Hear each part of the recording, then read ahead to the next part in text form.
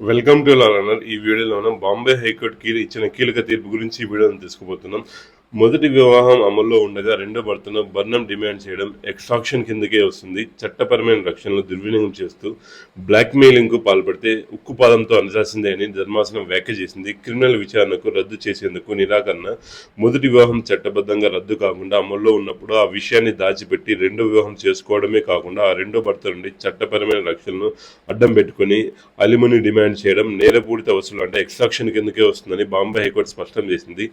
వివాహ బంధాల రక్షణ కోసం చట్టం కల్పించిన నిబంధనలను దుర్వినియోగం చేస్తూ బెదిరింపులకు పాల్పడే ఇలాంటి ధోరణులను ఉక్కుపాదంతో అణిచివేసింది అని న్యాయస్థానం అభిప్రాయపడింది. పూణేకు చెందిన ఒక మహిళ తనపై నమోదైన ఎఫ్ఐఆర్ను రద్దు చేయాలని దాఖలు చేసిన పిటిషన్ను విచారించిన జస్టిస్ రంజన్ సిన్హా రాజాబోన్స్లీ నేరపూరిత విచారణను ఎదుర్కోవాల్సిందంటూ పిటిషన్ను తిరస్కరించారు. కేసు పూర్వాపరాలను పరిశీలిస్తే సదరు మహిళ ఆన్లైన్లో మ్యాట్రిమోనల్ వేదిక ద్వారా పరిచయమైన వ్యక్తిని తాను అప్పటికే వివాహతురాలనే నిజాన్ని దాచిపెట్టి సెప్టెంబర్ 2010లో రెండో వివాహం చేసుకుంది. ఆస్ట్రేలియాలో ఉద్యోగం చేసే ఆమె రెండో భర్త నిరంతరం ఆమె బ్యాంక్ ఖాతాకు నిధులు పంపేవారు.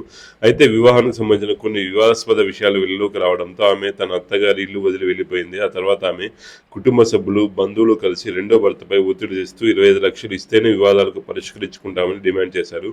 ఒకవేళ ఆ మొత్తాన్ని చెల్లించకపోతే సెక్షన్ ఐపీసీ 490 అంటే గృహహింస కింద తప్పుడు కేసులు పెడతామని తీవ్రంగా బెదిరించినట్టు భర్త తల్లిదండ్రులు 2017లో దత్తవాడి పోలీస్ స్టేషన్లో ఎఫ్ఐఆర్ నమోదైంది. ఈ కేసులో నిందితురాలి ప్రవర్తనను న్యాయస్థానం తీవ్రంగా తప్పు పట్టింది.